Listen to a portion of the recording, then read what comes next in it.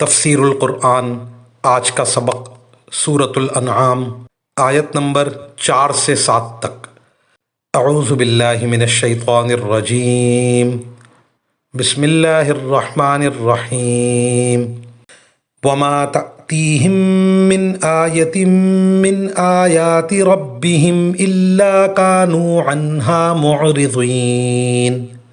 فقد كذبوا بالحق لما جاءهم فسوف يأتيهم أنباء ما كانوا به يستهزئون ألم يروا كم أهلكنا من قبلهم من قرن مكناهم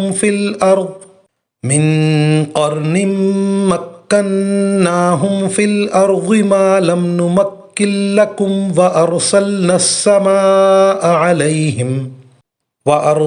السماء عليهم مدرارا وجعلنا الأنهار تجري من تحتهم فأهلكناهم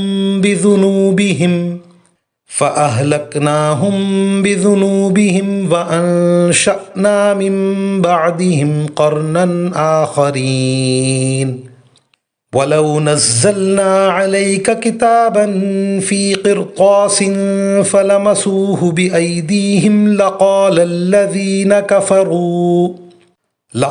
الَّذِينَ كَفَرُوا إِنْ هَذَا إِلَّا سِحْرٌ مُبِينٌ۔ ترجمہ۔ اور ان کافروں کا حال یہ ہے کہ ان کے پاس ان کے پروردگار کی نشانیوں میں سے جب بھی کوئی نشانی آتی ہے تو یہ لوگ اس سے منہ موڑ لیتے ہیں۔ چنانچہ جب حق ان کے پاس آ گیا تو ان لوگوں نے اسے جھٹلا دیا۔ نتیجہ یہ کہ جس بات کا یہ مذاق اڑا رہے ہیں جلد ہی ان کو اس کی خبریں پہنچ جائیں گی۔ کیا انہوں نے نہیں دیکھا کہ ہم ان سے پہلے کتنی قوموں کو ہلاک کر چکے ہیں؟ ان کو ہم نے زمین میں وہ اقتدار دیا تھا جو تمہیں نہیں دیا۔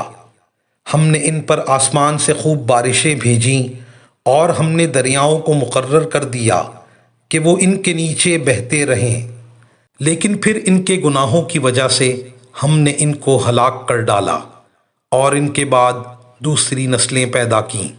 اور ان کافروں کا حال یہ ہے کہ اگر ہم تم پر کوئی ایسی کتاب نازل کر دیتے جو کاغذ پر لکھی ہوئی ہوتی، پھر یہ اسے اپنے ہاتھوں سے چھو کر بھی دیکھ لیتے تو جن لوگوں نے کفر اپنا لیا ہے وہ پھر بھی یہی کہتے کہ یہ کھلے ہوئے جادو کے سوا کچھ نہیں۔ ان آیت کی تفسیر میں مفسرین کرام فرماتے ہیں، کفار سے کہا گیا تھا کہ اگر انہوں نے ہٹ دھرمی کا رویہ جاری رکھا تو دنیا میں بھی ان کا انجام برا ہوگا اور آخرت میں بھی ان کو عذاب کا سامنا کرنا پڑے گا۔ کفار ان باتوں کا مذاق اڑاتے تھے۔ آیت ان کو متنبہ کر رہی ہے کہ جس بات کا وہ مذاق اڑا رہے ہیں عنقریب وہ ایک حقیقت بن کر سامنے آ جائے گی۔ وآخر دعوانا ان الحمد للہ رب العالمین۔